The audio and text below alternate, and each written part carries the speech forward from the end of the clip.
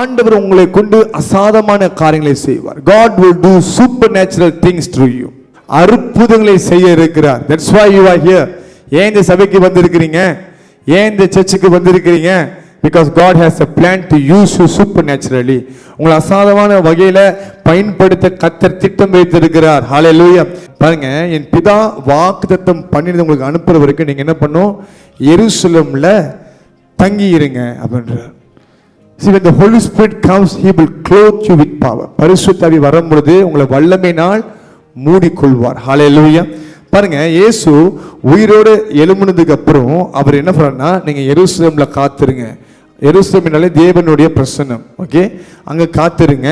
அங்க வாக்குத்தத்தம் பண்ணினவர் உங்க மேல இறங்குவார், உங்களை வல்லமையினால் மூடுவார். கிறிஸ்துவோட வாழ்க்கை is all about the power of God. It's all about the power of God. Hallelujah. Why we are Christians? That is to demonstrate the power of God.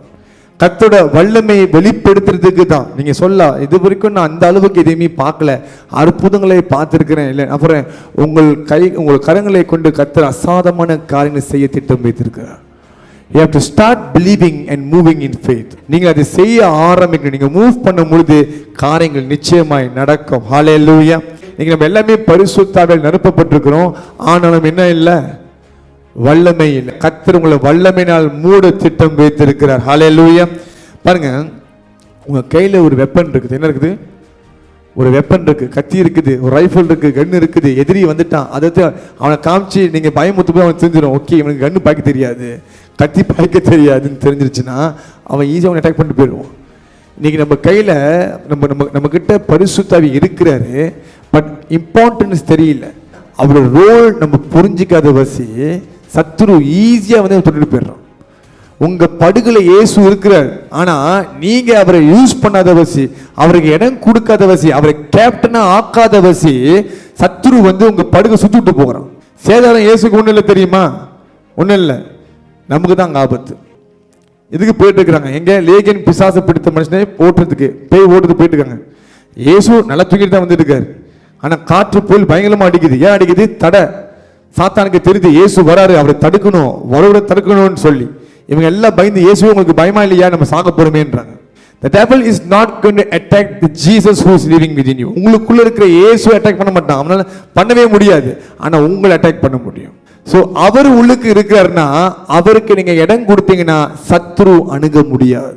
If you make him the captain, if you make him the king, அவரை நீங்க கேப்டனா ஆக்குறீங்க இல்ல ராஜாவா ஆக்குறீங்கன்னா நீங்க அவனை மேற்கொள்ள முடியும்.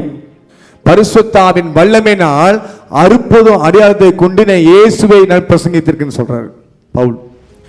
நம்ம இயேசு நல்லவர், மெய்யான தேவன் சொல்லி சொல்றோம், ஆனா பவர் இல்லை. ஆனா உங்களுக்குள்ள இயேசு இருக்குது, நீங்க உணர்ந்து நீங்க பேசினா பவர் வெளிப்படும். There will be power. The more you release the power, the more you receive the power. எவ்வளவுக்கு வல்லமை நீங்க யூஸ் பண்றீங்களோ அவளுக்கு கர்த்தர் புது வல்லமையை கொடுப்பார், புது எண்ணெயை கொடுப்பார். ஹalleluya. நீங்க யாருன்னே உங்களுக்கு தெரிய மாட்டேது, உங்களுக்குள்ள என்ன மாதிரி வல்லமை இருக்குன்னே உங்களுக்கு தெரிய மாட்டேது. And that's the reason still staying the same. The moment you start releasing the power, you will see a change in you. உங்களுக்குள்ள நீங்கள் மாற்றங்களை பார்க்க முடியும். ஹalleluya. பரிசுத்த ஆவி உங்களுக்குள்ள தங்கி இருக்கிறது.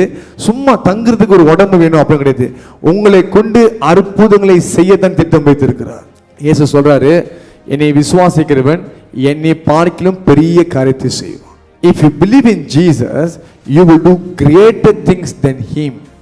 Can you see this clearly? இதை தெளிவாக உங்களை புரிந்து கொள்ள முடியுதுங்களா? நீங்க ஆண்டவரை நம்புறீங்கன்னா அவர் செய்த எல்லா காரியத்திலும் பெரிய காரியத்தை உங்களால செய்ய முடியும். ஹalleluya. நம்ம வேலை ஒன்னே ஒன்று தான், உள்ளுக்கு இருந்து அவர் செயல்பட அனுமதி கொடுக்கணும். என்ன பண்ணணும்? செயல்பட அனுமதி கொடுக்கணும். பரிசுத்த ஆவி இல்லாமல் வல்லமை இல்லை. You will be the channel of God's power. God wants to use you as his hand. ஆண்டவர் உங்களை அவருடைய கரமாய் பயன்படுத்த விரும்புகிறார். உங்களை கொண்டு கர்த்தர் அநேக அற்புதங்களை திட்டம் வைத்திருக்கிறார். Maybe your neighbor needs a touch from you. உங்க பக்கத்து வீட்டுக்காரங்களுக்கு உங்க மூலியமா ஒரு தொடர்பு பெற்றுக் கொள்ளலாம், இல்ல உங்க வேலை செய்யற இடத்துல உங்க கலிக்கு உங்க மூலியமா ஒரு தொடர்பு பெற்றுக் கொள்ளலாம். God has a purpose, God has a plan. Hallelujah. அதுக்கு நீங்க இடம் கொடுங்க. நீங்க கொடுக்கும் பொழுது நீங்க பெரிய மாற்றத்தை நீங்க பார்க்க போகிறீங்க. Hallelujah.